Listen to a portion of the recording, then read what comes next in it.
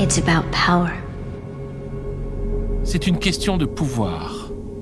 Qui décide du sens des événements qui nous précèdent pave la voie des événements à venir. Qui écrit le passé invente le futur. Qui fait main basse sur le narratif s'empare des clés du studio de la réalité. Is this future? Or is this past? Écrire, c'est associer des images initialement éloignées pour qu'elles produisent ensemble une impression frappante. L'impression qu'une séquence est supposée laisser dans la mémoire affective du lecteur ou du spectateur. C'est une question de montage et c'est une question de mise en forme. Le séquençage des énoncés pour produire une narration nouvelle. Le chemin le plus rapide n'est pas nécessairement le plus linéaire. Parfois un détour, une anomalie ou un anachronisme produisent une accélération dans la signification à donner à l'ensemble et permettent de basculer plus rapidement d'une séquence à une autre. Il ne faut pas avoir peur de l'anachronisme. Qui a peur de l'anachronisme? Dans Les Filles du Feu, un recueil publié en 1854, le poète Gérard de Nerval raconte une promenade dans les environs de l'abbaye de Chalice. Pas loin d'Ermenonville, où un siècle plus tôt, Jean-Jacques Rousseau avait passé les dernières semaines de sa vie. Un paysan montre à Gérard de Nerval une tour en ruine et lui dit « Voici la tour où était enfermée la belle Gabrielle. Tous les soirs, Rousseau venait pincer de la guitare sous sa fenêtre et le roi, qui était jaloux, le guettait souvent et a fini par le faire mourir. » Le paysan commet alors un anachronisme étonnant. 200 ans séparent Gabriel d'Estrées, le grand amour d'Henri IV, et Jean-Jacques Rousseau. Et Rousseau n'a pas été assassiné par un roi jaloux. Enfin, la belle Gabrielle ne résidait pas dans une tour située près de l'abbaye de Chalice, mais dans le château royal de Monceau. Château que lui avait offert Henri IV, le roi Stingfoot. L'idole de François Bayrou, dont je ne sais pas s'il est encore surintendant du Petit Roi de Wish au moment où vous découvrez cet épisode. Voilà pourtant comment se forment les légendes, écrit Nerval. Dans quelques centaines d'années, on croira cela. Henri IV, Gabriel et Rousseau sont les grands souvenirs du pays. On a confondu déjà, à 200 ans d'intervalle, les deux souvenirs. Et Rousseau devient peu à peu le contemporain d'Henri IV.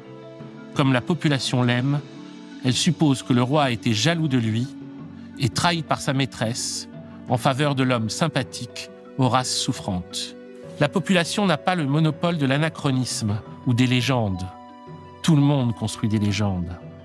Les rois jaloux construisent des légendes pour justifier leur règne et compensent souvent, par des démonstrations d'histrionisme, le peu d'amour réel qu'ils reçoivent, de leur population ou des femmes de leur vie. Que ce soit par l'intérêt stratégique des dominants qui leur succèdent ou par la paresse critique de ceux qui devraient s'opposer à celle-ci, leurs légendes s'imposent d'autant mieux qu'elles sont sculptées dans les monuments que nous croisons, inscrites dans les noms des rues par lesquelles nous marchons, écrites artificiellement mais efficacement dans le décor de nos vies, jusqu'à s'imposer dans le tissu de nos mémoires. Gabriel. Il va falloir reparler de Gabriel, la grande passion du roi Stingfoot. C'est une question de narration, de mise en place, de montage. Et c'est une question de pouvoir. Who's got the power? He does. Never forget it. D'où le recours aux fresques édifiantes, aux statues qui nous hypnotisent avec leurs grands yeux. Enfin, cette référence permanente à Rome et à Jules César. Une insistance maladive qui devait, pour des raisons stratégiques, afin de perpétuer un régime monarchique qui aurait déjà dû s'achever sous la Régence, à prendre une forme suprême, absolue, dans le règne interminable de Louis XIV. Et son chef-d'œuvre, Versailles, le château de l'enfer. Parce que lorsqu'une narration devient hégémonique, lorsqu'elle s'impose au détriment de toutes les autres, lorsqu'elle efface jusqu'à la possibilité des autres récits, alors pas de doute, nous sommes en enfer. Cet enfer, c'est le règne de Louis XIV. Bienvenue dans la France de Louis XIV, bienvenue en enfer. Je ne m'appelle pas Comte Tielman. Je ne suis pas historien, je suis exégète. Dans ce programme pour Blast, je fais l'exégèse de l'histoire de ce morceau de planète que nous nous sommes résignés à appeler la France.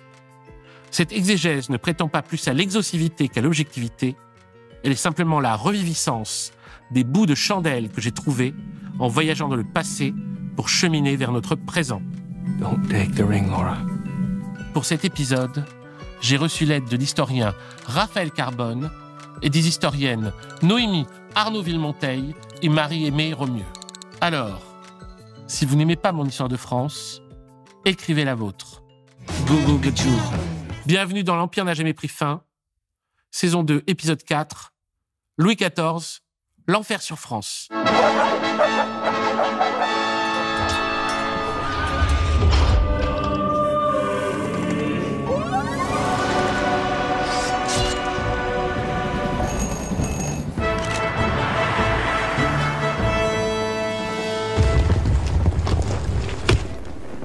Louis XIV est né le 5 septembre 1638 dans le château neuf de Saint-Germain-en-Laye et mort le 1er septembre 1715 dans le château infernal de Versailles. Fils de Louis XIII et d'Anne d'Autriche, petit-fils d'Henri IV le roi Stinkfoot, roi puant lui-même de France et de Navarre, au sens propre comme au figuré, son règne commence le 14 mai 1643 sous la régence d'Anne d'Autriche et du cardinal Mazarin qui s'étend jusqu'au 7 septembre 1651.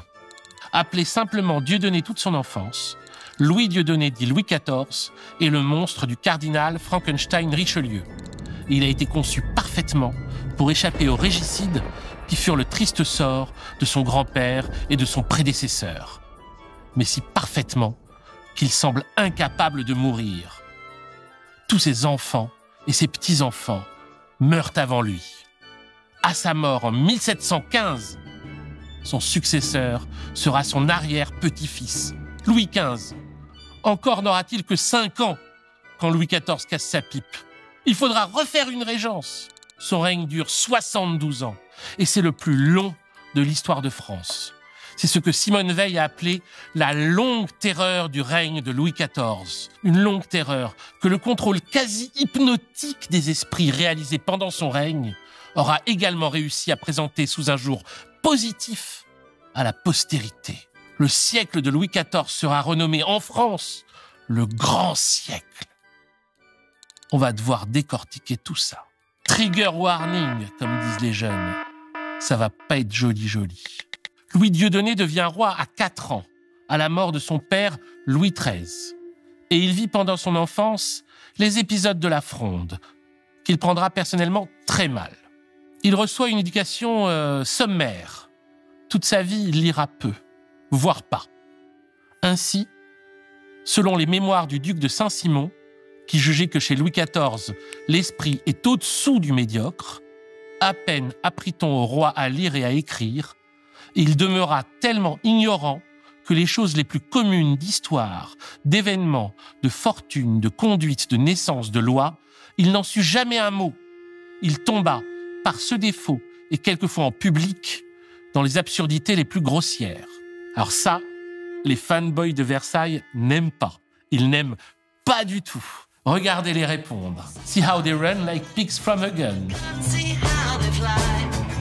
J'en pleure. En peloton de tête, le prince des fanboys, l'ex-banquier et auteur de biographies historiques à succès, Jean-Christian Petit-Fils, qui dans son comique Louis XIV s'acharne sur plusieurs paragraphes à répondre à cette remarque déplaisante de Saint-Simon. En réalité, écrit Petit-Fils, Louis reçut une solide éducation, moins poussée cependant en raison des circonstances qu'on aurait pu l'espérer.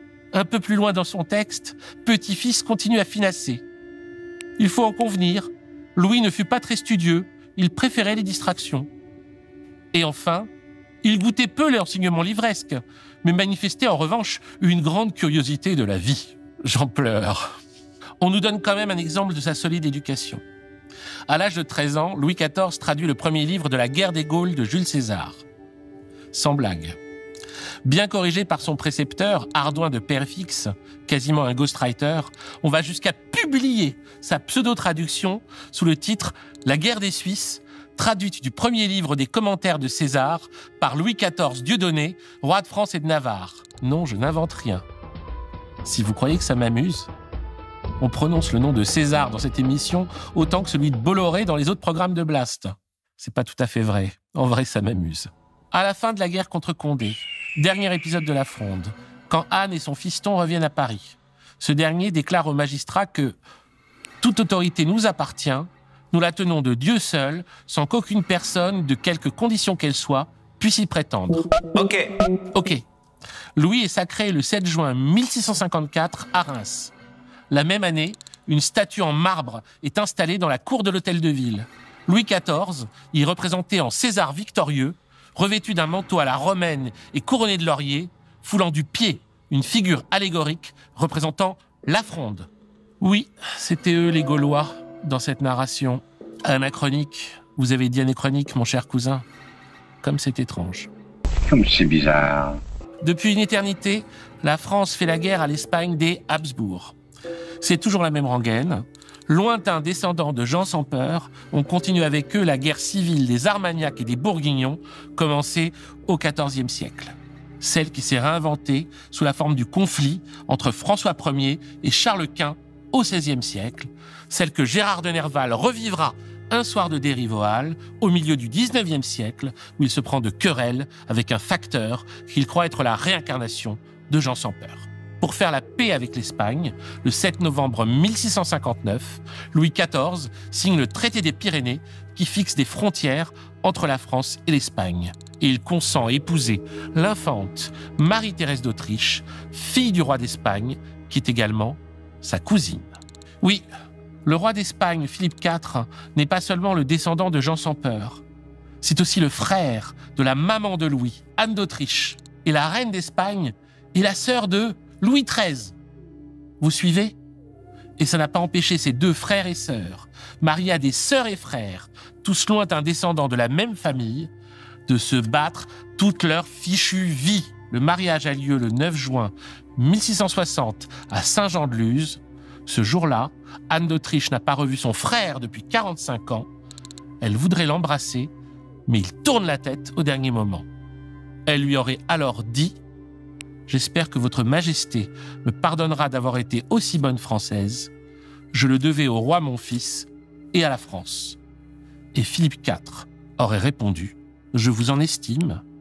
La reine, ma femme, en a fait autant, car étant française, elle n'avait dans l'âme que l'intérêt de mes royaumes et le désir de me contenter. » L'enfer stupide de ces stupides vies. Pour eux, comme pour nous.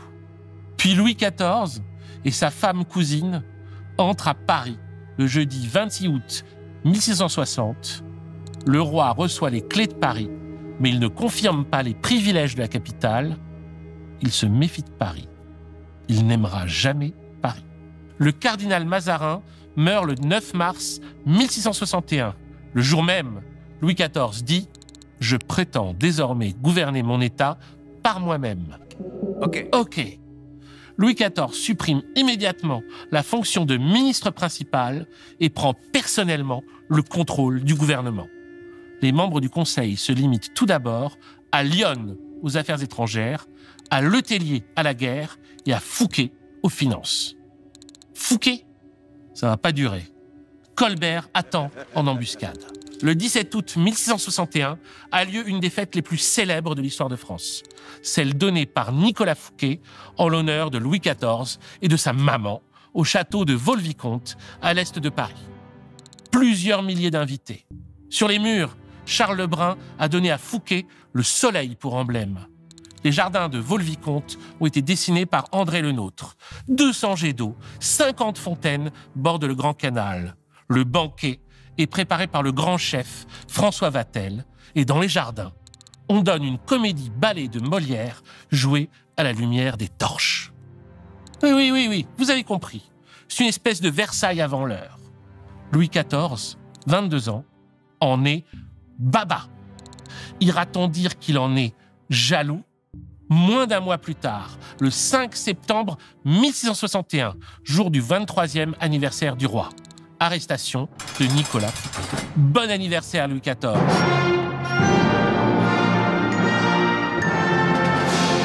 Officiellement, La raison de l'arrestation de Fouquet n'est pas que son soleil faisait de l'ombre à celui à venir du roi. Officiellement, Fouquet est accusé par Colbert de crimes graves, en particulier de détournement d'argent, ayant entraîné la situation financière dramatique du pays. Mais la réalité, c'est que ces détournements liés au business de la guerre comme à des spéculations liées à la dette de l'État, Colbert en a croqué largement autant que Fouquet en tant qu'intendant de Mazarin, arnaqueur professionnel. L'affaire Fouquet, écrit Stéphane Guerre, permet de solder l'immense fortune de Mazarin, la plus importante sous l'Ancien Régime pour un particulier avec un actif de 35 millions de livres. Or, 60% de cet actif est constitué d'un portefeuille de créances, dont beaucoup liés aux finances royales.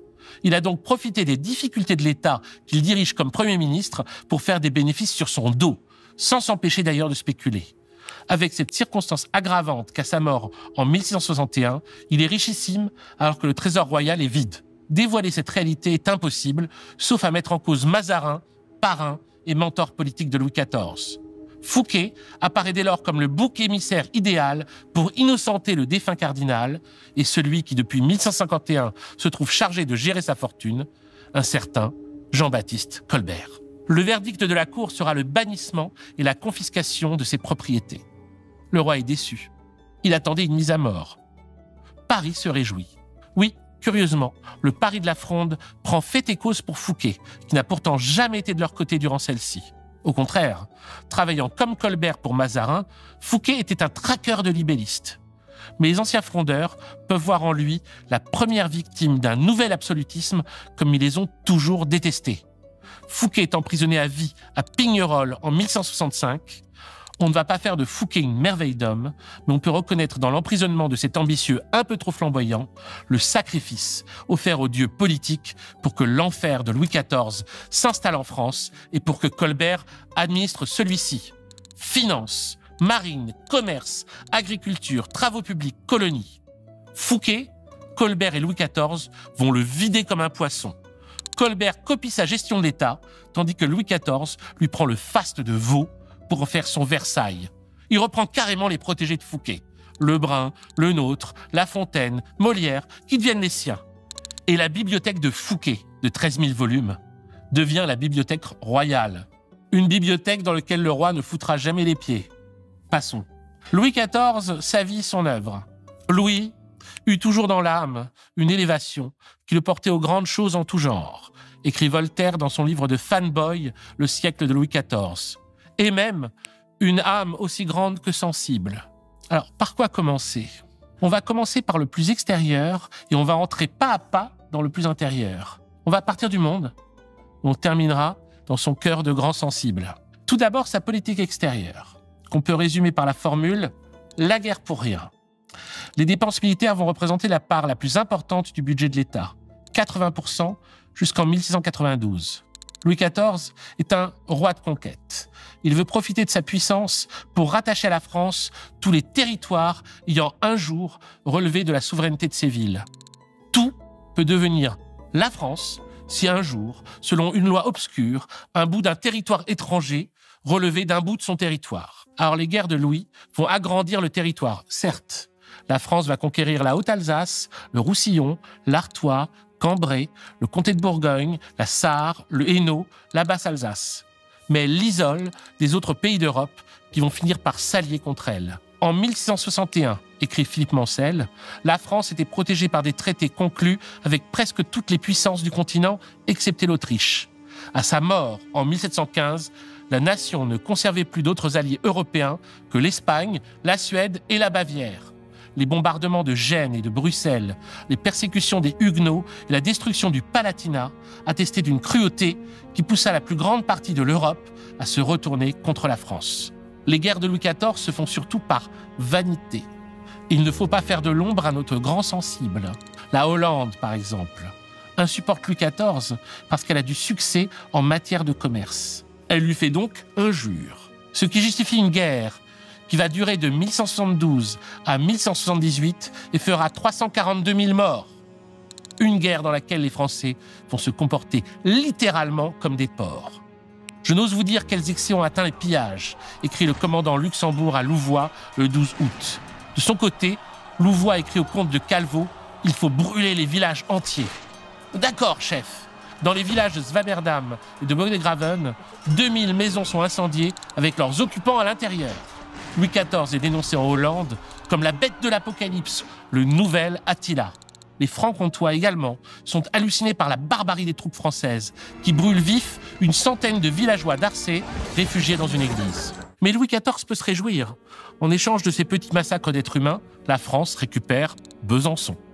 Colbert compare alors Louis XIV à Jules César qui avait pris Besançon 700 ans plus tôt. Youpi! Les horreurs de 1173 sont célébrées par 2 portes dans Paris, celle de la rue Saint-Denis et celle de la rue Saint-Martin. Sur la porte Saint-Denis, la Hollande est représentée en vieille femme terrorisée et en lion dépecé.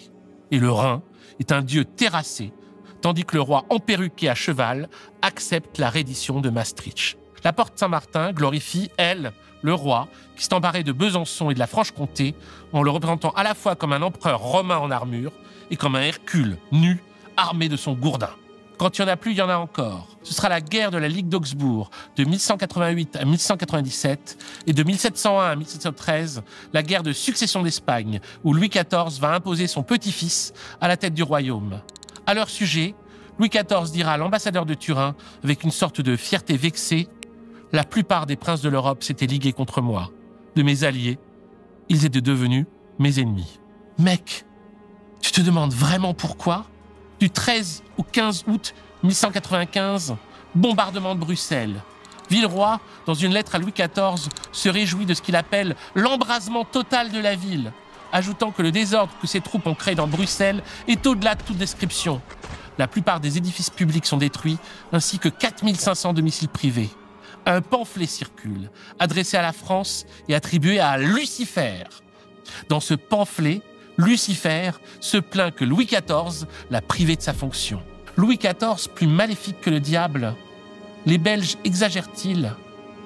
Je ne sais pas, mais je peux vous donner des chiffres. Le coût en vie humaine des 2 dernières guerres déclarées par Louis XIV contre le reste de l'Europe. Guerre de la Ligue d'Augsbourg, 680 000 morts. Guerre de succession d'Espagne, 1 251 000 morts. Et c'est cet homme qu'on est supposé admirer aujourd'hui encore dans sa statue de roi cavalier, place des Victoires. Et puis il y a le colonialisme débridé, le racisme politique. En 1664, sur ordre du roi, Lefebvre de la Barre reprend la Guyane aux Néerlandais. Colbert rachète la Guadeloupe et l'île de la Martinique. En 1197, le traité de Ryswick attribue à la France la moitié ouest de l'île de Saint-Domingue. La traite française des esclaves à proprement parler débute lorsque les premiers navires quittent Nantes pour l'Afrique en 1188. Dans le but de fournir une main-d'œuvre servile aux plantations, 2000 esclaves sont acheminés d'Afrique chaque année. Tout cela s'appuie sous une théorie qu'on appelle le mercantilisme et qui peut se résumer par des idées telles qu'une nation riche et forte est une nation qui détient de l'or, ou la grandeur d'un État est proportionnelle à ses ressources en métaux précieux. Théorie qui justifie pour la gloire de l'État l'appropriation du territoire des autres afin de profiter de leurs richesses naturelles.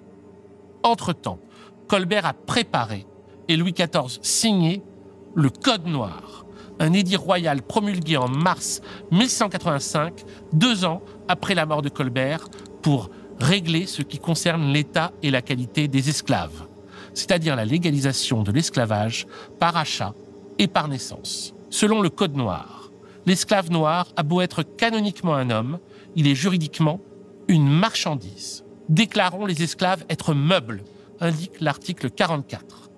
Si l'esclave se défend contre les violences de son maître, on le punit de mort. Article 33, l'esclave qui aura frappé son maître sera puni de mort. Et les condamnations à mort sont fréquentes. Si l'esclave tente de fuir, on lui coupe les oreilles.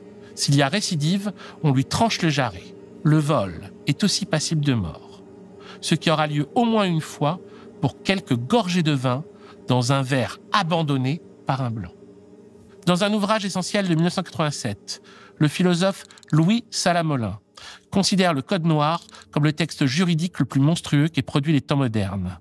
Je cite Salamolin. « La France réussit dans la modernité cette performance théorique de dire sur la même ligne esclavage et droit, considérer tout noir naturellement esclavisable, esclaviser le noir parce que noir, évacuer le noir parce que noir de l'unité de l'accomplissement anthropologique, le bestialiser, bâtir sur ce fait et sur sa formulation juridique la légitimation d'une pratique plus que séculaire d'arrachement et d'exil, de torture et d'épuisement à mort. Le Code noir règle le génocide utilitariste le plus glacé de la modernité. Après la guerre pour rien et la légitimation par sa formulation juridique du génocide, passons à la politique intérieure de Louis XIV, qu'on peut définir par la police partout. Pendant le règne de Louis XIV, peu ou plus de révoltes nobiliaires, parlementaires, paysannes ou religieuses. Plus rien, puisqu'il impose l'obéissance à toutes et tous et contrôle tous les courants d'opinion littéraires ou religieux. Que dit le mange-merde Jacques Bainville dans son Histoire de France pour les cons? Je cite. « Le long règne de Louis XIV a un trait principal dominant, une tranquillité complète à l'intérieur. Avec Louis XIV, le roi règne et gouverne. La monarchie est autoritaire, c'est ce que souhaitaient les Français. » À la boulette. Mais mec, on leur demande pas leur avis. Je continue à citer. De là ce concert de louanges que la littérature nous a transmis, cet enthousiasme qui étonne quelquefois chez les esprits les plus libres et les plus fiers. Il comprend pas ou il fait semblant? Les intellectuels et les artistes dépendent du roi à travers les académies et ils sont choisis sur des critères de soumission. Ils vont à la gamelle. Sans flatterie, pas de chance de survie. N'ayons peur ni de l'anachronisme, ni du point Godwin. Il y a une analogie entre Hitler et Louis XIV, écrit Simone Weil dans Quelques réflexions sur les origines de l'hitlérisme, un texte essentiel écrit en 1940. Le régime établi par lui méritait déjà pour la première fois en Europe depuis Rome le nom moderne de totalitaire.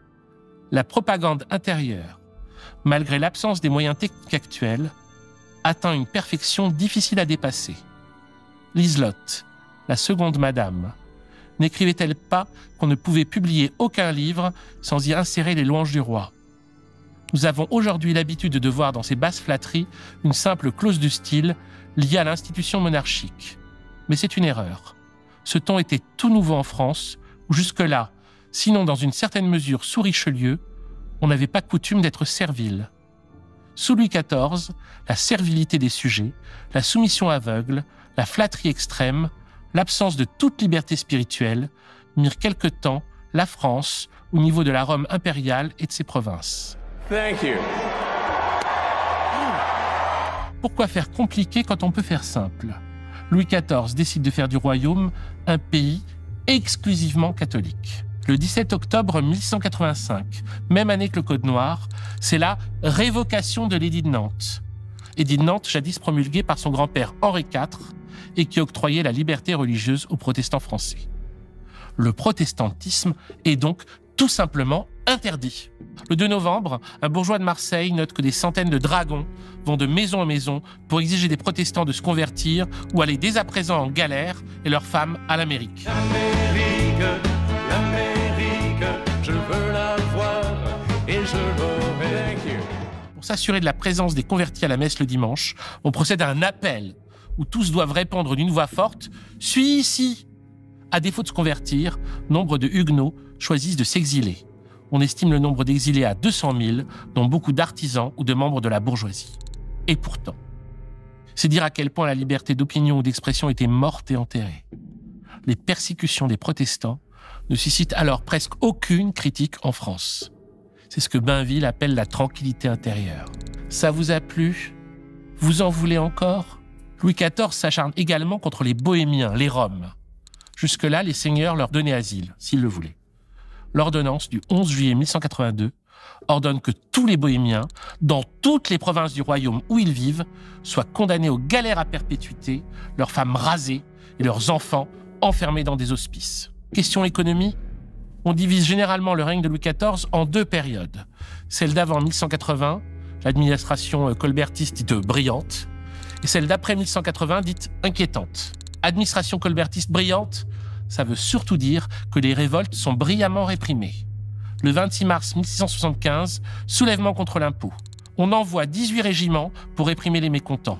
Les soldats provoquent de tels ravages que les rebelles s'enfuient carrément du pays, abandonnant 1100 maisons. Le 18 avril 1175, c'est une révolte à Rennes, provoquée par la hausse des taxes. Le roi envoie 6000 hommes afin de rétablir l'ordre. Les arbres ploient sous le poids des rebelles pendus. Alors sans surprise, le pays entier déteste Colbert. Mais Louis XIV l'aime et la postérité devra bien sagement s'en tenir à l'opinion de celui-ci. Dans le siècle de Louis XIV, Voltaire écrit « Nous sentons aujourd'hui tout ce que le ministre Colbert fit pour le bien du royaume. Mais alors, on ne le sentait pas. Il travaillait pour des ingrats. Il régnait d'ailleurs, en général dans la finance, autant de préjugés et d'ignorance que dans la philosophie. Voltaire n'est pas l'idole des éditocrates d'aujourd'hui pour rien. Il peut se moquer de la crédulité en matière de religion. Il a lui-même le culte des grands hommes. La postérité, écrit aussi Voltaire, chérira cet homme dont le peuple insensé voulut déchirer le corps après sa mort. Pas vraiment visionnaire, le Voltaire. La statue de Colbert est vandalisée en 2020 lors d'une manifestation en mémoire d'Adama Traoré avec l'inscription « Négrophobie d'État ». Oui, c'était une réponse logique au Code noir. Mais souvenez-vous des réactions de la classe politique. Vouloir censurer l'histoire dans ce cas-là de paradoxal parfois est absurde, a alors affirmé Richard Ferrand, et Julien Aubert tweetera que l'inscription apposée sur la statue de Colbert, ce grand serviteur de l'État, était purement consternante. Enfin, Marine Le Pen se fera la porte-parole de l'anti-anachronisme. Juger l'histoire à partir des principes qui sont ceux d'aujourd'hui n'a juste aucun sens. Il faudrait quand même rappeler à ces gens que le peuple voulait dépecer le cadavre de Colbert et qu'il n'a guère été un homme admirable que pour les dominants. Il faudrait aussi leur rappeler la réflexion de Simone Veil, que ce raisonnement qui se donne les apparences de la subtilité, agacé au plus haut point. Rien ne permet de croire que la morale n'ait jamais changé. Tout porte à penser que les hommes des temps les plus reculés ont conçu le bien quand ils l'ont conçu, d'une manière aussi pure et aussi parfaite que nous, bien qu'ils aient pratiqué le mal et les célébré quand il était victorieux, exactement comme nous le faisons. Après la mort de Colbert en 1183 et jusqu'à la mort de l'increvable Louis XIV en 1715, ce sera la période dite inquiétante. Plus de 30 années marquées par une succession d'hivers très rudes, de disettes, d'épidémies. La France va connaître 2 grandes famines, celle de 1193-1194, liée à un été froid marqué par des pluies diluviennes, bilan 1 300 000 morts, puis celle du grand hiver de 1709, bilan 630 000 morts. Mais ce qui inquiète les sectateurs de l'État, c'est pas les morts, c'est les dépenses gouvernementales et la dette. Alors donnons-leur des chiffres. En 1703, les recettes s'élevaient à 105 millions de livres, les dépenses à 171 millions. En 1706, les dépenses atteignent 196 millions, alors que les revenus chutent à 53 millions. En 1708, la dette de l'État atteint 2 milliards de livres et le remboursement de celle-ci absorbe plus de la moitié des dépenses gouvernementales, 470 millions sur 756. Pays finito. Maintenant qu'on a passé en revue son beau travail à l'extérieur et à l'intérieur du pays, abordons le chef-d'œuvre de Louis XIV. Ce pourquoi on s'en souviendra dans les siècles qui vont suivre. Versailles, un château fait à partir d'un pavillon de chasse. Joël Cornette nous l'explique dans Le Roi de guerre. La chasse, écrit François de la Motte-Levaillé dans son traité d'éducation du Dauphin de 1140, est une petite image de la guerre, prélude du dieu Mars. Et Louis XIV aime la chasse plus qu'à son tour. Après un pari avec Mazarin, alors qu'il a 19 ans, il abat 112 lièvres en 5 heures. Quand il souffre de la goutte, il sort quand même à la chasse sur une chaise portée par 4 valets. Ce sera donc à partir d'un pavillon de chasse, construit en 1123 par son papa Louis XIII, que Louis XIV va édifier son maudit château. En 1161, il commence l'agrandissement des jardins du pavillon et Versailles prendra plus de 20 ans de travaux. La construction coûtera environ 8 millions de livres par an, avec un pic de 15 millions en 1185. Le coût total est difficile à estimer, mais on penche sur 81 millions de livres en excluant la main-d'œuvre gratuite fournie par l'armée. Et pourtant, excluant la main-d'œuvre gratuite donc, les ouvriers qui vont faire Versailles seront, quelle surprise, sous-payé, 30 livres par an, en comparaison des 6 000 livres du premier architecte Louis Le Vau. Et on ne parle pas des morts, je veux dire, on ne doit pas en parler. Madame de Sévigné, en 1678, a tout de même signalé les charrettes entières d'ouvriers morts qui étaient évacués toutes les nuits. Et Olivier Lefebvre d'Ormesson signale dans son journal, en juillet 1168, une femme qui avait perdu son fils d'une chute pendant qu'il travaillait aux machines de Versailles, outrée de douleur, dit des injures au roi, l'appelant putassier, roi machiniste, tyran et mille autres sottises et extravagances, dont le roi, surpris, lui demanda si elle parlait à lui, à quoi elle répliqua que oui et continua. Elle fut prise et condamnée sur le champ à avoir le fouet. À l'inverse de Vaux-le-Vicomte, le château de Nicolas Fouquet, Versailles ne possède pas de bon approvisionnement en eau. Alors pour faire des fontaines qui aient de la gueule, il faut 6230 mètres cubes d'eau à l'heure. Le 19 octobre 1184, le roi machiniste décide de détourner et de canaliser une partie de l'Eure, qui se situe à une 60aine de kilomètres à l'ouest. Il faut niveler les collines, construire des aqueducs, des routes et des ponts. C'est dangereux. Coût en vie humaine, 1500 morts par accident. Sans compter tous ceux qui vont périr de maladies à cause de l'atmosphère des marais, de l'eau croupie, et répandre ensuite des maladies dans la population. Oui, plusieurs milliers de morts pour que ce gros débile de roi puisse admirer ces jets d'eau. Vauban est atterré et écrit à Louvois « Le roi sera comptable à toutes les nations et à la postérité même ». Vauban surestime la postérité. Elle continuera à célébrer cet innommable étron humain. Sur une gravure de 1183, on peut lire « Monde, viens voir ce que je vois et ce que le soleil admire. Rome dans un palais, dans Paris un empire, et tous les Césars dans un roi. » Et M. Combes écrit que les peuples de la terre devraient venir à Versailles. Versailles seul suffit pour assurer à jamais à la France la gloire qu'elle a à présent de surpasser tous les autres royaumes de la science des bâtiments. Vous y verrez l'ancienne et nouvelle Rome. À partir de 1182, Louis XIV s'installe et dirige tout depuis son château de Versailles. Le nombre d'employés à la Maison du Roi passe de 833 personnes en 1163 à 3309 en 1702, sans compter les 609 membres de la Maison de la Reine, les 830 officiers de la Maison de Monsieur, etc. Au cours d'une année normale, en temps de paix, ces services représentent entre 10 et 20% du total des dépenses de l'État. Et le roi s'attend bien à voir les nobles se ruer pour vivre autour de lui H24. C'est la cour.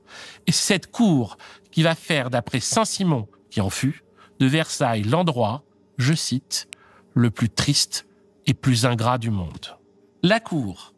Alors quel est le sens de cette espèce de pays à l'intérieur du pays ? Eh bien la possibilité de continuellement surveiller la noblesse, bien sûr, et de l'empêcher de faire une nouvelle fronde.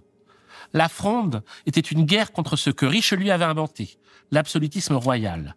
Louis XIV va construire son règne de police permanente comme une réaction à la fronde. Que doivent faire les nobles à Versailles toute la journée ? Eh bien, rien d'autre que de ramper, se confondre en louanges et en génuflexions. Ses ministres, ses généraux, ses maîtresses, ses courtisans s'aperçurent, bientôt après qu'il fut le maître, de son faible plutôt que de son goût pour la gloire, écrit Saint-Simon.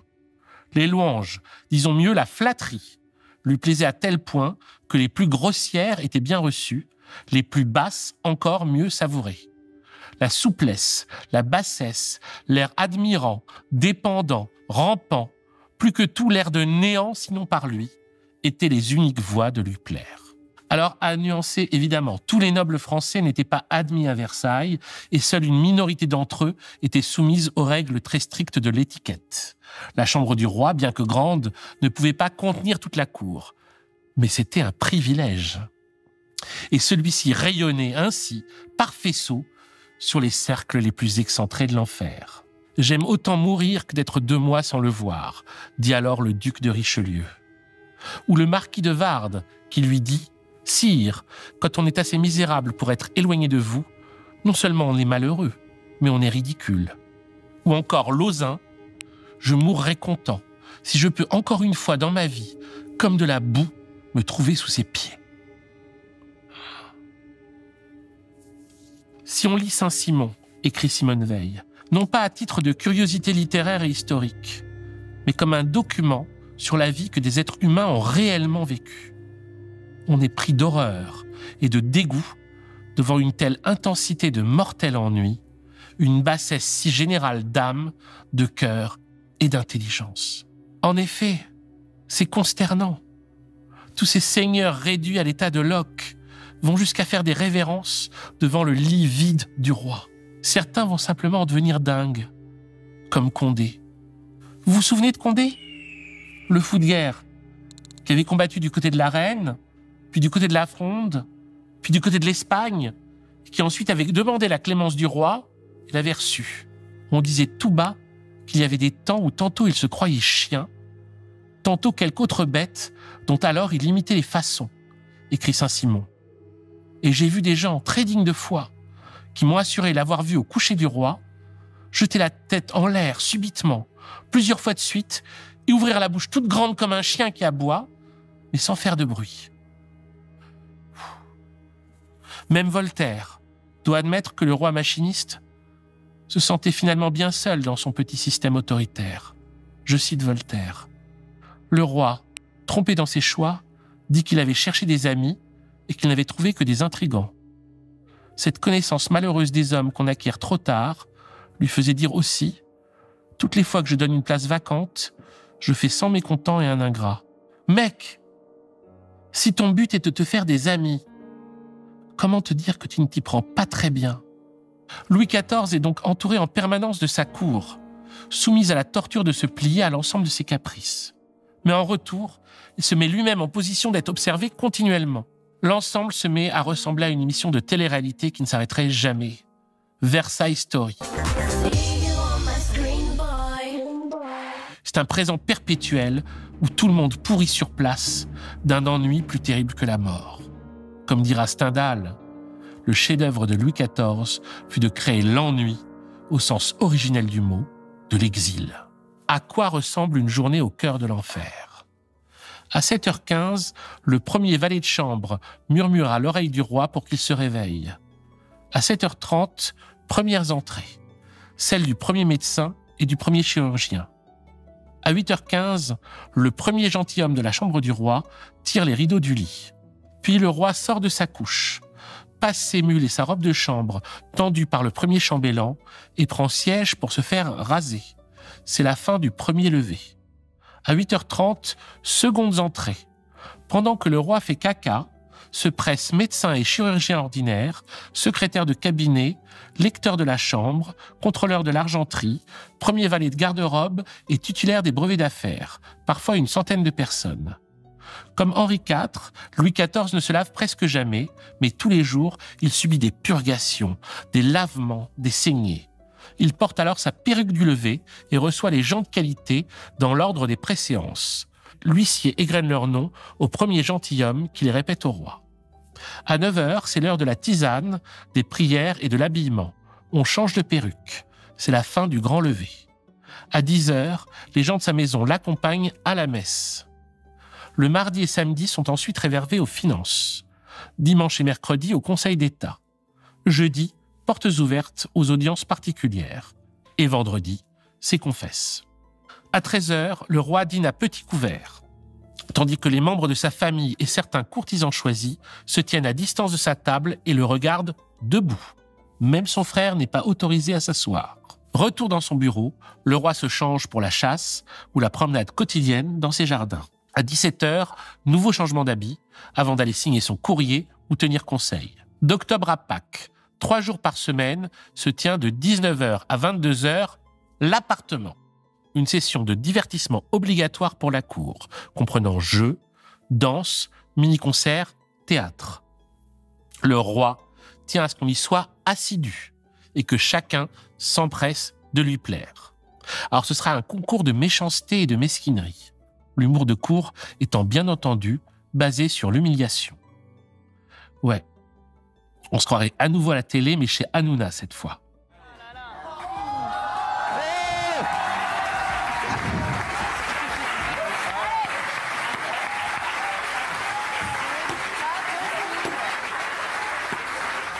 Sauf maladie ou deuil, le souper au grand couvert se déroule de 22h à 23h dans l'antichambre.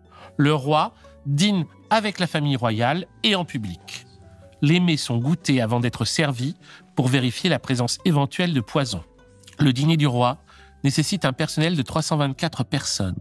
Un jour ordinaire, les mets servis sont petit potage hors d'œuvre, entrée, petites entrées hors d'œuvre, 12 pigeons, 6 fricassés de poule, 2 perdrix émincés, 2 perdrix, 2 perdreaux, 6 dindes, 3 poulets, 4 chapons, 4 perdrix rôtis, 2 gros chapons, 9 poulets, 9 pigeons, 4 tartes, 4 tourtes, 1 chapon, 2 bécasses, de cercelles ou bécassines des bois, 5 perdrix en petits plats hors d'œuvre. Alors que ce n'est plus l'usage depuis bien longtemps, le roi mange quasi exclusivement avec les doigts, ne se servant d'un couteau que pour couper sa viande. Il interdit également à ses enfants l'usage de la fourchette. D'ailleurs, il ne mange pas, il se baffre. Madame, sa belle-sœur, se souvient de l'avoir vu au cours d'un repas enchaîner une soupe, un faisan, une perdrix, un jambon, du mouton et des pâtisseries. Il a tout mangé? Tout! Il ne me reste rien dans ma cuisine! Les repas du roi s'achèvent généralement en indigestion et diarrhée. C'est bien, ça fait de l'occupation médecin et un beau spectacle à admirer pour la cour. My God! Le grand coucher succède au grand couvert. Les courtisans refluent avec le roi dans sa chambre. Tous les soirs, le roi désigne celui qui aura l'insigne privilège de lui tenir le bougeoir pendant qu'il fait sa prière. Après le cérémonial du bougeoir, les gens de qualité se retirent. Quant au petit coucher, il consiste dans le spectacle du roi ôtant sa robe de chambre, entrant sous son baldaquin, tandis que le premier valet de chambre dresse auprès de lui son lit de camp. 23h30. Dodo. Le roi n'a jamais eu une bonne santé, malgré la longueur de son règne. Toute sa vie, ce ne sera que saignée et purgation. Plus de 5000 lavements en 50 ans. Il a des troubles gastriques et des dysenteries. Une tumeur au téton droit cautérisée en janvier 1153, une gonorrhée tenue secrète, des douleurs dorsales fréquentes attribuées à une attaque de syphilis et des pustules sur tout le visage. Il a des problèmes urinaires, une fistule anale, des calculs et une goutte qui le tient immobilisé et parfois au supplice. Enfin, un début de gangrène à la jambe. Comme me l'a fait remarquer Raphaël Carbone, cette gangrène se situe sur la jambe même avec laquelle il écrase la fronde sur les portraits du jeune roi couronné en empereur César. Cette gangrène, c'est le travail souterrain de la colère réprimée de la fronde, qui devra encore attendre un siècle pour se transformer en révolution. Louis XIV perd ses cheveux suite à une fièvre typhoïde en 1658, ce qui le condamne à porter des perruques pour le restant de ses jours. Enfin, non seulement il se lave peu, voire pas, mais il a des ennuis dentaires depuis 1176 qui lui ont donné une très mauvaise haleine. Ses maîtresses placent un mouchoir parfumé devant leur nez quand elles doivent l'embrasser. Prenez un chewing-gum et parlez-moi encore. À partir de 1185, lors d'une erreur dans une opération, on lui arrache accidentellement toute sa dentition supérieure avec le voile du palais, ce qui le laisse édenté pour toujours et provoque une communication bucco-nasale qui fait que les liquides ressortent par son nez. Primi Visconti, observateur italien de la cour, écrira que chaque dame y espère devenir la maîtresse du monarque. Il les aime jeunes et ragoûtantes, mais en use comme des chevaux de poste que l'on ne monte qu'une fois et que l'on ne voit jamais plus. Tout lui était bon, écrit la princesse palatine, pourvu que ce fussent des femmes, les paysannes, les filles des jardiniers, les femmes de chambre, les dames de qualité. Voltaire, baba d'admiration, écrit « Il ne trouvait guère de femmes qui lui résistassent ». Mais comment expliquer fanboy de l'enfer ? La vraie question, c'est quel peut être le destin d'une femme qui résiste au roi ? Spécule ! Représente-toi la scène dans ton esprit, imagine ! Imagine une femme qui dirait non au roi. Qu'est-ce qui pourrait bien lui arriver de mal ? On connaîtra surtout les maîtresses importantes du roi machiniste. On va pas faire la liste, il y en a beaucoup. Après Henriette d'Angleterre, la femme de son frère, parce que pourquoi se gêner ?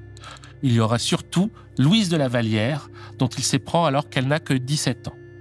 Il lui fera 4 enfants. Mais dès que celle-ci a 22 ans, il s'ennuie en sa compagnie. Alors, il s'enthousiasme pour Madame de Montespan, méchante à souhait. Louis XIV oblige Louise de la Vallière, alors ex-favorite, à aider à la toilette de la nouvelle, comme si elle était sa domestique. Il exige même qu'elle dorme dans la chambre voisine à celle de Montespan, pour qu'elle puisse entendre les ébats du roi avec sa nouvelle maîtresse. Ben oui, c'est la seule manière de s'amuser un peu à cette époque. Humilié. Le carnaval des puissants est aigre, et il ne connaît pas la réversibilité. Vous avez un crédit. La pauvre Louise réussit à fuir en s'installant chez les carmélites du Faubourg Saint-Jacques. Alors que la reine et Madame de Montespan viennent lui rendre visite et lui demandent si elle n'a pas un message à donner au roi, elle répond avec mépris qu'elles peuvent bien lui dire ce qu'elles veulent. Puis le roi s'intéresse à une nouvelle jeune fille, la duchesse de Fontanges. Inquiète à juste titre pour son avenir de favorite, on suppose que Madame de Montespan l'a fait empoisonner. C'est pas sûr, on n'en a pas la preuve. Mais elle va être mise en cause durant la fameuse affaire dite des poisons, durant laquelle on découvre qu'un grand nombre de membres de l'aristocratie participent à des messes noires et fait des pactes avec le diable. Quelle surprise, en effet. Il est possible que Madame de Montespan se soit contentée d'acheter des poudres d'amour. Possible aussi qu'elle soit allée jusqu'à l'empoisonnement. On ne sait pas. Après plusieurs centaines d'arrestations et une trentaine d'exécutions, tous les dossiers de l'instruction de l'affaire des poisons seront brûlés à la demande du roi. Louis XIV a longtemps multiplié les maîtresses. Mais tout change avec Madame de Maintenon, la nounou de ces petits bâtards, qu'il rencontre dans le courant des années 70, alors qu'elle est sous les ordres de Madame de Montespan. Madame de Maintenon a 3 ans de plus que Louis XIV. C'est la veuve de l'écrivain génialement drôle Paul Scarron. Mais bientôt, plus personne ne va se souvenir de qui est Scarron. Quand Madame Scarron fut devenue la marquise de Maintenon, il arriva une chose singulière, écrit Théophile Gautier. Il ne fut plus question de Scarron. La flatterie des courtisans supprima complètement le poète comique. Personne ne se permit de faire l'allusion la plus détournée au Typhon, à l'Énéide travestie. Il se fit un grand silence sur la tombe du pauvre Cudjat. Même Voltaire est gêné de cette omerta. Il ne comprend pas bien. Ce nom n'est point avilissant, et l'omission ne sert qu'à faire penser qu'il peut l'être. Louis tombe amoureux de Madame de Maintenon. Mais alors, vraiment, il va l'épouser secrètement après la mort de la reine. Il va même lui être fidèle. Mais l'amour et la fidélité vont le rendre encore plus pénible qu'avant, puisqu'ils amplifieront son penchant pour la bigoterie et la malveillance. Au sujet du vieux Louis XIV, la princesse palatine écrira « Il se figure être dévot parce qu'il ne couche plus avec des jeunesses. Toute sa dévotion consiste à être morose, à avoir des espions partout, qui font de faux rapports sur tout le monde, en un mot, à tourmenter tout un chacun. » Quant à Madame de Maintenon, qui a vécu sa jeunesse chez l'homme le plus drôle de son temps, elle va se faire chier, mais comme ça devrait pas être permis. Quand le roi est revenu de la chasse, raconte-t-elle, il vient chez moi. On ferme les portes. Personne n'entre plus. Me voilà donc seul avec lui. Il faut essuyer ses chagrins s'il en a, ses tristesses, ses vapeurs. Il lui prend quelquefois des pleurs dont il n'est pas le maître, ou bien elle se trouve incommodée. Il n'a pas de conversation. Il ne serait pas étonnant que Madame de Maintenon eût regretté, du haut de sa grandeur, le logis si joyeux, si gai et si libre de Scarron, écrit Théophile Gautier, et les jours où elle remplaçait le rôti absent par une histoire.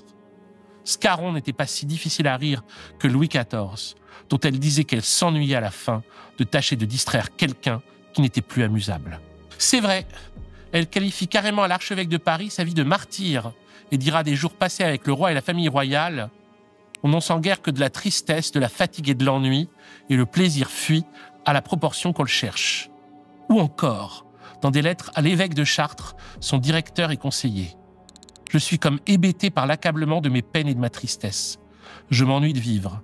Ne voyez-vous pas que je meurs de tristesse dans une fortune que l'on aurait peine à imaginer et qu'il n'y a que le secours de Dieu qui m'empêche d'y succomber. » Waouh ! C'est donc ça, le privilège d'être le grand amour du roi. Ça rend triste comme ça. Ça fait penser à Gabriel. Gabriel d'Estrée, le grand amour de son grand-père. Louis XIV meurt le 1er septembre 1715 d'une ischémie aiguë du membre inférieur, causée par une embolie liée à une arythmie complète, compliquée de gangrène. L'agonie a duré plusieurs jours. Le cortège funéraire est hué ou raillé sur la route de Saint-Denis. Voltaire est obligé de le constater dans le siècle de Louis XIV. Il ne fut pas aussi regretté qu'il le méritait. J'ai vu de petites tentes dressées sur le chemin de Saint-Denis. On y buvait, on y chantait, on y riait. Les sentiments des citoyens de Paris avaient passé jusqu'à la populace. Quelle indignité! Ce n'est pas l'idée, voyez-vous, que je me fais du service public. C'est une honte. Et Bainville a beau tenter de minimiser le fiasco, le mange-merde s'étonne et essaye vainement de comprendre ce malheureux des amours. On murmura beaucoup. Il se chanta contre le roi et sa famille des chansons presque révolutionnaires. La France était très fatiguée lorsque Louis XIV mourut en 1715. La fatigue, c'est ça la raison? La fatigue. Écoutons quelqu'un d'un peu plus sérieux, la princesse Palatine. Les hommes meurent comme des mouches de pauvreté. La France entière n'est plus qu'un grand hôpital désolé et sans provisions. On déplore la mort de la plupart des laboureurs de tout âge. Le reste ne ressemble qu'à des cadavres qui tombent le long des haies et des chemins et ne s'en relèvent pas. Et même le duc de Saint-Simon parle, à la mort de Louis XIV, du peuple ruiné, accablé, désespéré. Des poèmes moqueurs circulent alors dans Paris, signés Louis le Fortuné. La Parque enfin vient de le prendre. On dit que Dieu l'avait donné, mais a-t-il voulu le reprendre? Cette absence totale d'empathie devant la mort du souverain me fait penser à une couverture célèbre de Charlie Hebdo, le vrai, celui de Cavana et de Choron. La couverture de GB pour la mort de Pompidou, avec son visage barré et la mention « Plus jamais ça, adieu Louis XIV ». Débrouille-toi comme tu peux dans le Versailles de l'autre monde, avec Jules César et tous tes copains, goudronniers de navires et équarrisseurs de chevaux morts.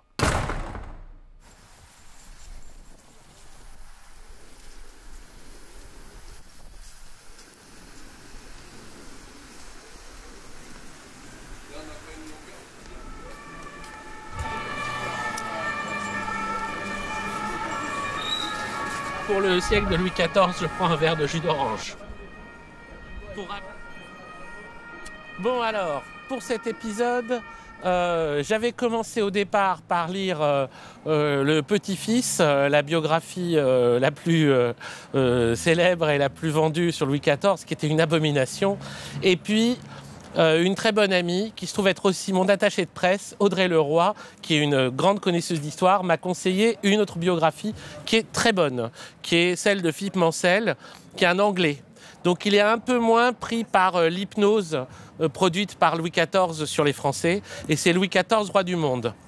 Donc cette biographie, elle m'a bien aidé pour l'ensemble, pour voir à peu près tout ce qui était en jeu et tout ça. C'est un très bon livre.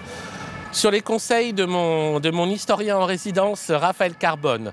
Sur cet épisode, ils sont 3. Mais bon, c'est Raphaël Carbone qui m'a conseillé Le Roi de guerre de Joël Cornette, qui est un très bon livre, qui est plus un essai qu'une biographie, mais qui est un essai avec beaucoup d'éléments factuels, historiques, sur toute la dimension guerrière de Louis XIV et aussi sur ce qui va autour, la représentation du pouvoir par la guerre, des choses comme ces portes-là épouvantables où il montre c'est les pays ennemis détruits sous une forme allégorique, etc.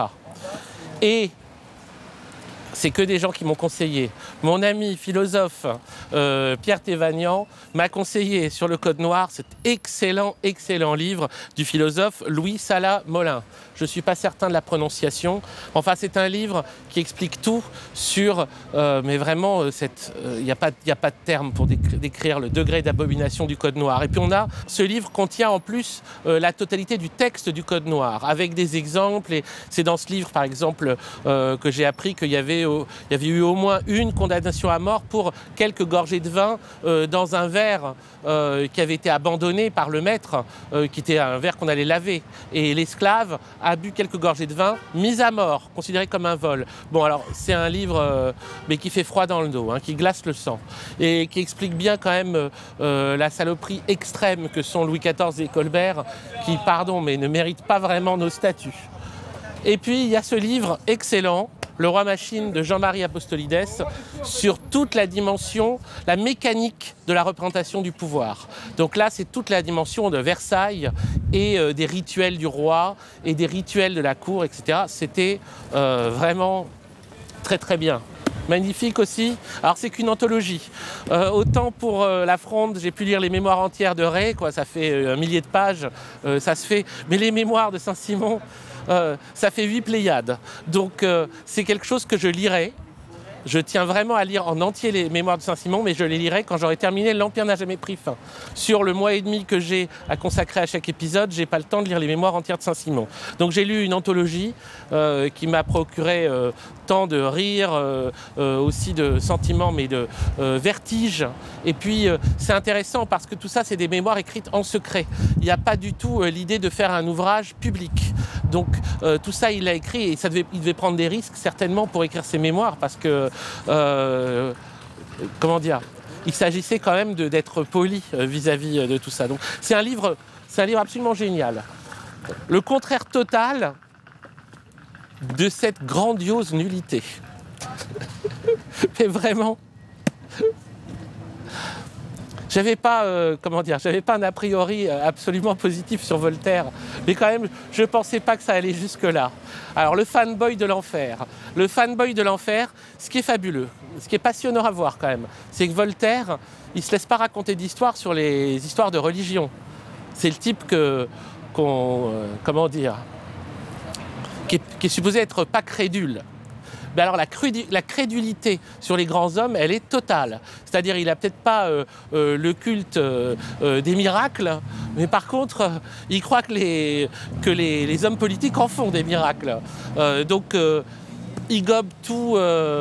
Son admiration pour Colbert est inouïe, son admiration pour Louis XIV est absolument inouïe. Il s'étonne sur des trucs qui ne sont pas si surprenants. Il est à l'image je dirais, de ses fans actuels, quoi, les éditocrates, quoi. Voltaire, c'est leur grand homme. Ils citent Voltaire à tout bout de champ, les Philippe Val, les francs-tireurs, les Caroline Fourest, les Christophe Barbier et compagnie, tous des Voltaire addicts. Et ouais, il y a des raisons. Sur le fond, il y a des raisons pour qu'ils admirent un type pareil. Il est anti-religieux, sauf pour Louis XIV, qui est quand même le mec... On a fait plus tolérant, hein, qui a quand même révoqué l'édit de Nantes et qui a fait des massacres de protestants. Alors là, Voltaire, ça le remue pas, ça l'inquiète pas, ça le scandalise pas.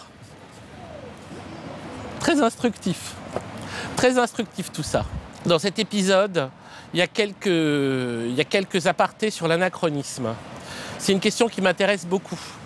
C'est une critique qui revient souvent, les anachronismes dans l'Empire n'a jamais pris fin. C'est une chose de dire que c'est volontaire, c'est une autre de dire pourquoi c'est volontaire.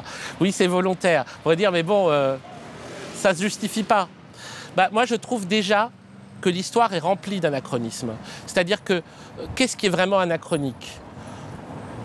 Louis Salamolin, par exemple. Pour son livre, il y a des types qui l'ont critiqué et qui ont considéré que c'était anachronique de juger l'esclavage avec les yeux d'aujourd'hui. Comme lorsqu'il y a eu les personnes qui se sont attaquées à la statue de Colbert et toute la question des statues. Ils ont, surtout Marine Le Pen, c'est plein de l'anachronisme, de vouloir juger les hommes d'hier avec la morale d'aujourd'hui. Déjà, ça se discute. Parce que déjà, l'idée qu'il y ait une éthique qui soit mutable dans le temps, ça se discute. Simone Veil n'était pas du tout d'accord avec ça. Elle avait des très bons arguments. Puis quand on se penche sur l'histoire, comme l'année dernière, on avait vu les cathares, ce qu'on a appelé les cathares. On voyait que fondamentalement, il y avait quelque chose qui nous semblait étonnamment proche dans ces hommes. Et quand on voit par contre où en était arrivé le pays à l'époque de Louis XIV, moi je vois un très grand anachronisme. Et dans l'idée d'inventer une légitimation juridique de l'esclavage au XVIIe siècle, qu'est-ce qu'il y a de plus anachronique ? Qu'est-ce qu'il y a de plus anachronique à ce moment-là que de non seulement pratiquer l'esclavage massivement, mais de créer un code qui le justifie, dans lequel on sépare les hommes entre hommes et meubles. Ça va très loin. C'est un tel écart avec des choses qui étaient quand même audibles au XVIe siècle. Montaigne, il n'y a pas de doute pour lui que ceux qu'on appelle les sauvages ne sont pas des sauvages, ce sont des humains. Et qu'ils ont leur sagesse, et qu'ils ont leur intelligence, et qu'ils ont leur raison, et qu'ils ont peut-être des choses à nous apprendre eux aussi. Et je parle avec quasiment les mots du XVIe siècle. Et là, on arrive au XVIIe siècle et on considère des hommes comme des meubles. Qu'est-ce qui est anachronique? De se scandaliser, d'halluciner devant ça, ou de le gober et de dire « Ah bah, c'était l'époque », comme la flatterie. Les dédicaces pour le roi en ouverture d'ouvrage. Le nombre de bassesses et de flatteries qui ont été pratiquées sous Louis XIV, ça avait commencé sous Richelieu. Mais alors sous Louis XIV, ça y est allé. Et aujourd'hui on dit oui, mais c'était l'époque. Mais cette époque, elle était anachronique. Au XVIe siècle, on n'écrivait pas comme ça. Et au début du XVIIe, non plus. Sous la Fronde, on n'avait pas la révérence des gouvernants, justement. Donc là, on se rend compte que la question de l'anachronisme, je ne sais pas si elle est bien posée, parce que j'ai l'impression que tout le temps, nous sommes dans des anachronismes. C'est anachronique d'avoir cette porte derrière nous. Est-ce qu'on se rend compte? C'est anachronique d'avoir Versailles encore aujourd'hui. Est-ce qu'on se rend compte de l'anachronisme de visiter le château de Versailles, de visiter cette abomination, cette création abominable, et d'en faire un événement touristique, de le considérer comme un fleuron de notre civilisation? C'est anachronique. De mon point de vue, c'est anachronique. De mon point de vue, c'est aberrant. Ça me fait rire. Je ne veux pas l'interdire. Je ne veux pas dire ne le faites pas. Je ne veux pas dire c'est pas bien, vous êtes à côté de la plaque. Mais ça me fait rire. Et ça me fait vraiment rire de voir des personnes qui sont capables de jouer les fanboys de l'enfer, traiter d'anachronique d'autres personnes qui s'en étonnent. Ça, je trouve ça comique. Donc, je trouve Voltaire très drôle, mais pas là où il croyait.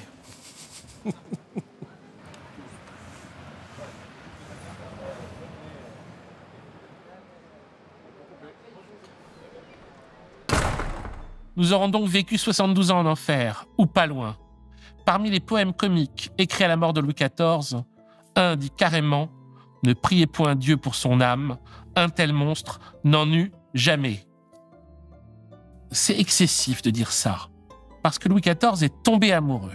Mais qu'est-ce que ça veut dire l'amour pour un roi? Et qu'est-ce que ça veut dire dans ce monde affreux, être l'amoureuse du roi? Louis XIV a aimé Madame de Maintenon, aucun doute. Même si cet amour l'a rendue encore plus pénible. Mais la réciproque est-elle vraie? Madame de Maintenon était-elle amoureuse, elle? Ou avait-elle seulement le choix de l'être ou de ne l'être pas? Qu'est-ce qu'un amour sans égalité? Il faut parler de Gabrielle, la grande passion du roi Stinkfoot. That's a good dog. Arf, arf, arf. Celle dont il aurait voulu faire sa Maintenon, sa deuxième épouse. Oui, déjà.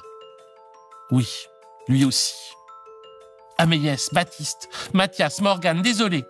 On doit retourner en arrière. On rembobine le film. On doit revoir quelque chose. Gabriel d'Estrées est généralement considéré comme le grand amour d'Henri IV.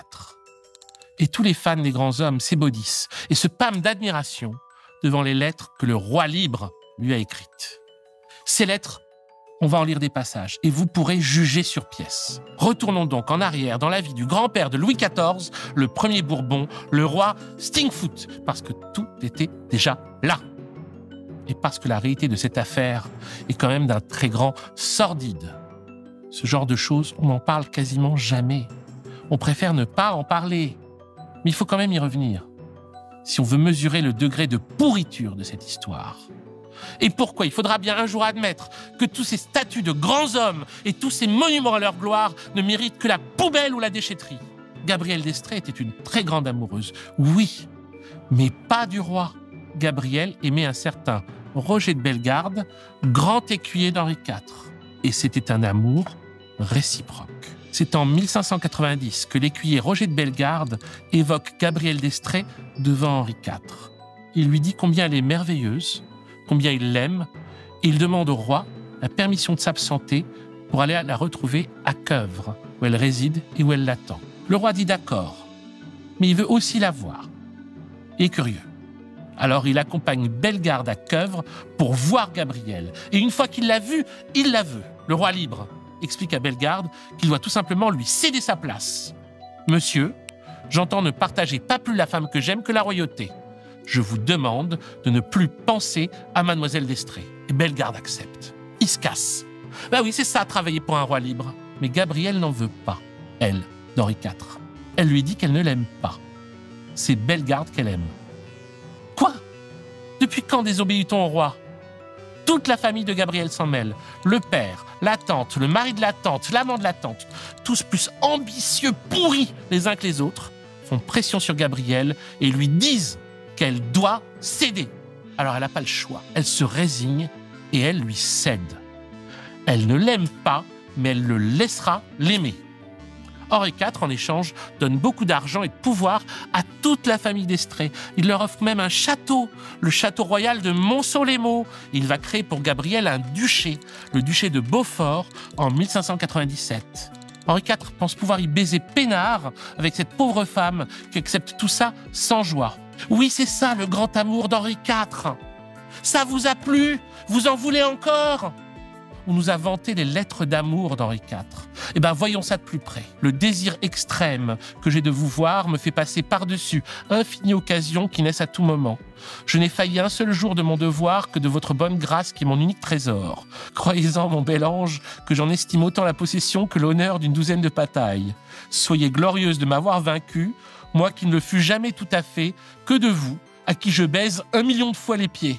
Eh bien, plutôt que de les baiser 1 million de fois, il devrait commencer par laver les siens et cesser d'écrire avec. Aimez votre sujet, ma chère maîtresse, car il vous adore avec idolâtrie et vous donne le bonjour, vous baisant 1 million de fois les pieds. Aussi souvent qu'elle le peut, Gabrielle se fait porter pâle. Elle dit se trouver beaucoup trop mal pour recevoir le roi. Et malgré la promesse qu'elle lui a faite, elle retrouve régulièrement Bellegarde. Un soir, un capitaine vient informer Henri IV que Gabrielle est en ce moment même en train de coucher avec Bellegarde. Alors Stinkfoot devient dingue de rage et chasse à nouveau Bellegarde. Et là, il envoie à son grand amour une espèce de lettre un peu fumasse. « Résolvez-vous donc, ma maîtresse, de n'avoir qu'un serviteur. Vous me feriez tort si vous croyez que rien qui soit au monde vous puisse se servir avec tant d'amour que moi. Nul ne peut égaler ma fidélité. » Ah, il a vraiment rien compris, hein?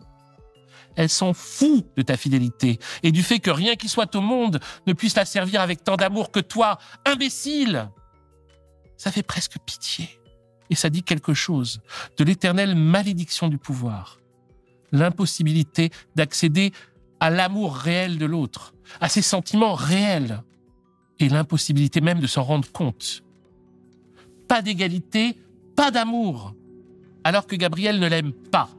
Henri IV, qui s'est démarié de la reine Margot, commence à caresser l'idée qu'elle pourrait devenir sa reine. Henri IV annonce leurs noces à la cantonade le 23 février 1599, un mardi gras, lors d'une fête au Palais du Louvre. Oui, le carnaval se réinvite toujours quand on l'attend le moins. Mais le carnaval des puissants est une fête triste. Et quelques semaines plus tard, le 8 avril, Gabrielle, enceinte de 7 mois, est soudain prise de convulsions. A-t-elle été empoisonnée? On ne sait pas. Peut-être, peut-être pas. On dira plus tard qu'elle a succombé à une maladie qui touchait les femmes enceintes, l'éclampsie. On la saigne, on lui tire un enfant mort-né à pièces et à lopin, on l'extrait par morceaux de son corps, et elle meurt le 10 dans d'atroces souffrances. Voilà l'histoire du grand amour d'Henri IV. Celui que le paysan a associé à Rousseau devant Gérard de Nerval dans les ruines de l'abbaye de Chailly. Voici la tour où était enfermée la belle Gabrielle. Tous les soirs, Rousseau venait pincer de la guitare sous sa fenêtre et le roi, qui était jaloux, le guettait souvent et a fini par le faire mourir. Alors, c'est anachronique, certes, mais Nerval, qui comprend immédiatement ce type d'association, commente ainsi la parole du paysan. Le sentiment qui a dicté cette pensée est peut-être plus vrai qu'on ne croit. Rousseau, qui a refusé 100 louis de Madame de Pompadour, a ruiné profondément l'édifice royal fondé par Henri. Tout a croulé, son image immortelle demeure debout sur les ruines. Tout a croulé. ce à quoi Nerval fait référence, c'est au fait qu'après un siècle et demi d'artistes officiels et d'écrivains serviles, tous au service du monarque, Jean-Jacques Rousseau, au début de son parcours, va refuser la pension du roi. Et le choc que ce geste va représenter. Un choc susceptible de tout faire sauter. C'est le 18 octobre 1752, au moment de ce qui devait être le début d'une brillante carrière, la représentation de son petit opéra, Le Devin de village, devant le roi et sa maîtresse. Pas Henri IV et Gabriel d'Estrées. Louis XV et Madame de Pompadour. Alors, quand Louis XV et Madame de Pompadour déboulent pour lui proposer une pension, Rousseau préfère fuir que d'avoir à les rencontrer et accepter. Les philosophes des Lumières, Diderot en tête, n'en reviendront pas qu'il ait laissé passer une opportunité pareille. Critiquer la religion, d'accord. Réformer les mœurs, carrément. Mais envoyer balader le roi? Je perdais, il est vrai, la pension qui m'était offerte en quelque sorte, expliquera Rousseau. Mais je m'exemptais aussi du joug qu'elle lui imposait. Adieu la vérité, la liberté, le courage. Comment oser désormais parler d'indépendance et de désintéressement? Il ne fallait plus que flatter ou me taire. Et c'est pourquoi cet acte de liberté fut si important. Crucial même. C'est ce qui permet à Nerval de dire que Rousseau, en refusant 100 louis, a ruiné l'édifice royal. Ce qu'a fait Rousseau, en fuyant le roi pour ne pas recevoir sa pension, c'est un geste magique, un signe qui force les mondes, comme dirait le poète Roger Gilbert-Lecomte. C'est ce geste qui est sans doute celui qui le plus radicalement, non pas annonce, mais impose désormais la révolution. Ce sans-roi, au sens littéral du terme donc, va reprendre, peut-être sans le savoir ni le vouloir, par la seule force de son intelligence et d'une subjectivité assumée et mise au service de l'indépendance et du désintéressement, la grande diagonale émancipatrice de Jésus et de Marie-Madeleine, des gnostiques, manichéens, cathares, de François Villon et de François Rabelais. Et en moins de 50 ans, tout va crouler. Son image immortelle, demeurée debout sur les ruines de la France monarchique et catholique, continue à nous faire signe. Nous sommes encore en retard sur la liberté que Rousseau est venu nous apporter. Merci d'avoir vu cet épisode de l'Empire n'a jamais pris fin et rendez-vous dans un mois pour le suivant. Si celui-ci vous a plu, likez, commentez, partagez, abonnez-vous à Blast, activez la cloche. Les 7 épisodes diffusés l'année dernière font désormais l'objet d'un livre aux éditions Florent Massot et Blast, L'Empire n'a jamais pris fin, tome 1, de Jules César à Jeanne d'Arc, en vente dans toutes les bonnes librairies. Et si vous n'aimez pas ce portrait de Louis XIV, faites comme Voltaire ou Jacques Bainville et dites que la postérité chérira cet homme et que je suis, comme la France, fatigué.